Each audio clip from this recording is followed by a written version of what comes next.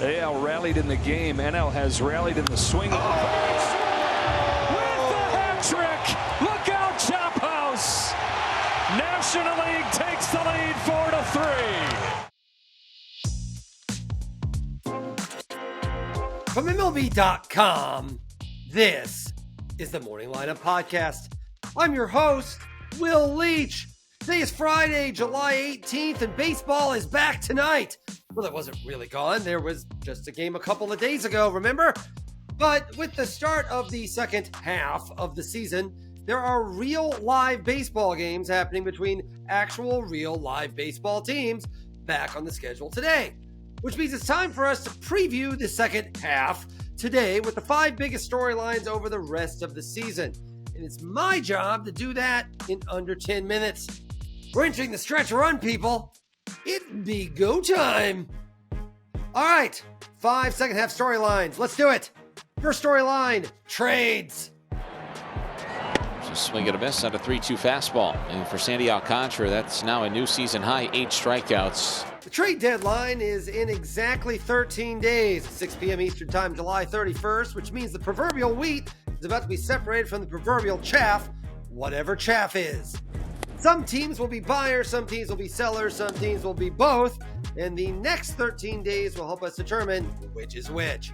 Key teams in limbo to watch include the Cardinals, the Diamondbacks, the Guardians, the Orioles, the Rangers, the Reds, and the Twins. Maybe more. Do they think they can make a run? Are they throwing up the white flag?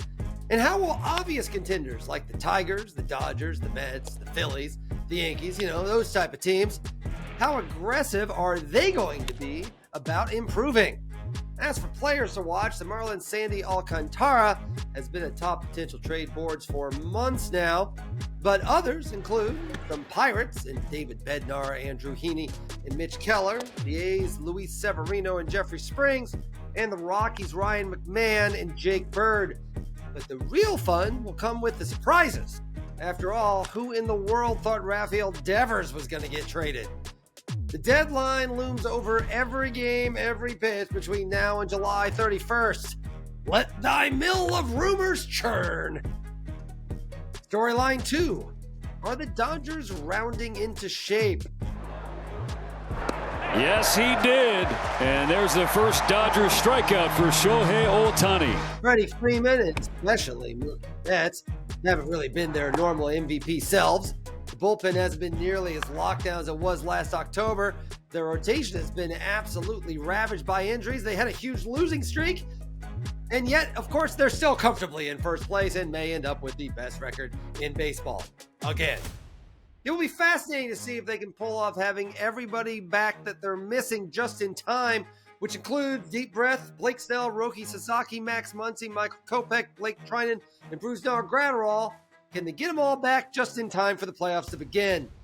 The Dodgers, well, it looks like they're about to get a lot better, and they're pretty fantastic right now.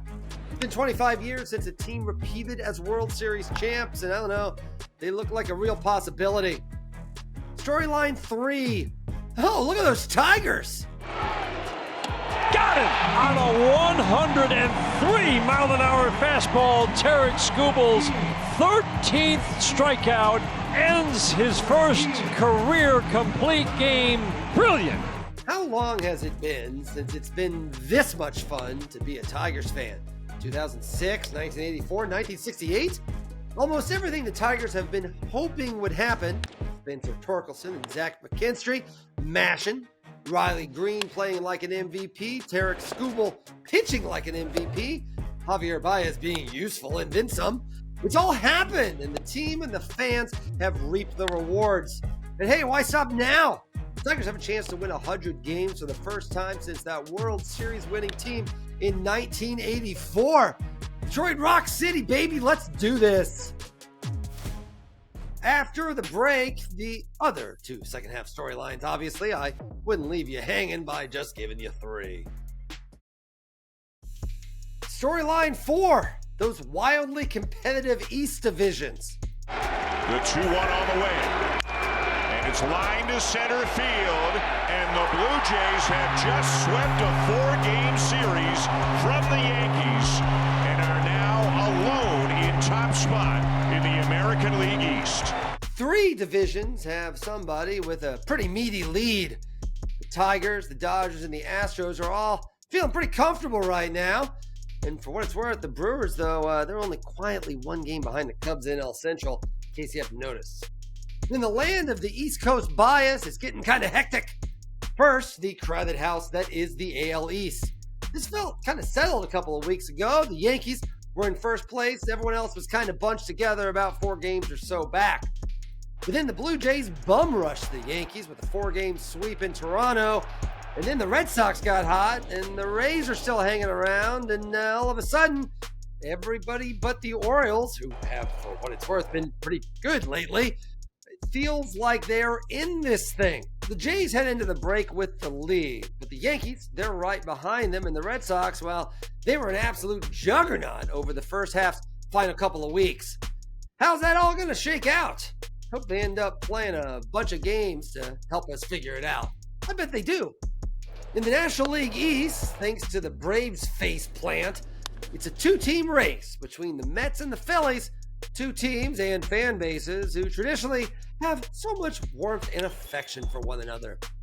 Those teams have 7 games left with each other and head out of the break only separated by 1 half game. I'm already kind of stressed about it. Storyline 5. Could we have another 60 home run hitter? Raleigh said it's a dream come true with this whole season the way it's gone, but there are bigger things ahead. Raleigh, deep left field. He's done it again. Are you kidding me?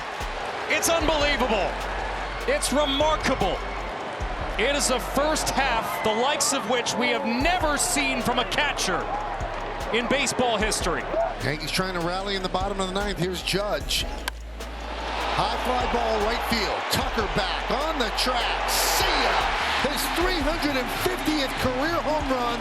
The fastest to 350 any man in baseball history. A 2-run shot, and it's 5-2 Cubs.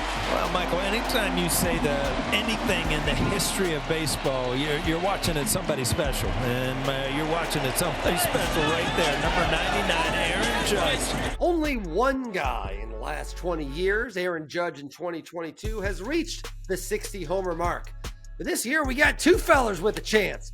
One of them is Judge, who comes into the break on pace for 60. But the other one is someone no one saw coming. The Mariners' Cal Raleigh, who has 38 and is on pace for 64. Those two, Judge and the Big Dumper, will be battling for MVP honors the entire second half as well. Oh, and by the way, Shohei Ohtani has 32 homers, is on pace for 54. So if he gets in a hot streak, don't be surprised if he gets to 60 as well, if he has time to fit it in with all the pitching he's doing. And now it's Pete Crow Armstrong. That is hammered right field. That's back on its way. Gone! Pete Crow Armstrong does it again. So yeah, as I was saying earlier, regular baseball, it's back today. We've got 15 baseball games today, which thanks to math, I can confirm means all 30 teams are playing. You can watch all of those games on MLB.tv, but you can catch a couple of them on MLB Network. Check out Red Sox Cubs at 2:20 p.m. Eastern Time and Yankees Braves at 7:15 p.m. Eastern Time. Welcome back, folks. And that's all for today's Morning Lineup Podcast. Thank you for listening. Please be sure to give us a rating and review and tell everyone you know about this podcast. I will leave. We'll be back with you on Monday morning, but I will not just be repeating this exact podcast. I promise to go to the kitchen and bake you up a brand new one. I'll see you then.